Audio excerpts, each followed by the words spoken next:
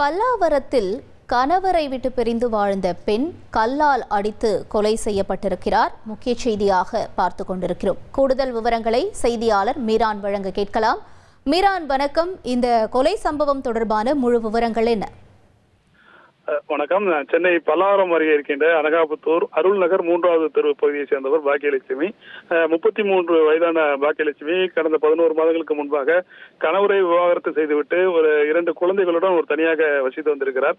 இந்த நிலையில் இவரது வீட்டு அருகே இருக்கின்ற அந்த கௌரி அவனியும் 2வது தெருவை சேர்ந்த ஞானம் சித்தன் என்பவர் ஒரு தனியார் தண்ணீர் லாரியில் டிரைவராக வேலை பார்த்து வந்திருக்கிறார். கணவரை பிரிந்து விவாகரத்தான நிலையில் வாழ்ந்து வந்த பாக்கியலட்சுமிக்கும் ஞானம் சித்தனுக்கும் தொடர்பு ஏற்பட்டிருக்கிறது. ஞானம் சித்தன் திருமணம் ஆகாதவர். அவர் பாக்கியலட்சுமி திருமணம் செய்து கொள்ள வேண்டும் என்ற நோக்கத்தில் அவருடன் பழகி வந்ததாக கூறப்படுகிறது. கடந்த 4 மாதங்களாக இருவருமே பழகி வந்திருக்கிறார்கள். இந்த நிலையில் நேற்று இரவு ஞானம் சித்தன் பாக்கியலட்சுமி வீட்டிற்கு சென்றிருக்கிறார். இந்த நிலையில் இவர்கள் பழகி கொண்டிருக்கும் பொழுதே பாக்கியலட்சுமி வேறொரு நபருடன் அடிக்கடி செல்போனில் பேசி வந்ததாக கூறப்படுகிறது.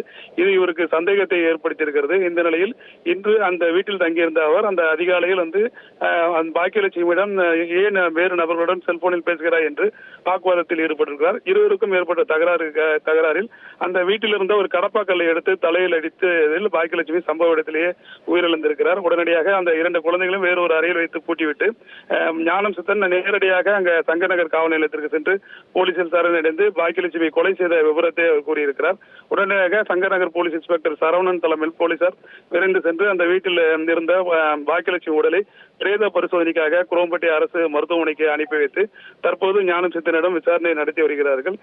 பெண் விவாகரத்தான பெண் கடப்பா கல்லால் அடித்து கொலை செய்யப்பட்ட சம்பவமானது அந்த அனகாபுத்தூர் பகுதியில் பெரும் பரபரப்பை ஏற்படுத்தியிருக்கிறது. தொடர்ந்து ஞானம் சித்தனிடம் சங்கநகர் போலீசார் விசாரணை நடத்தி வருகிறார்கள். உங்களுடைய விரிவான தகவல்களுக்கு நன்றி மீரான்.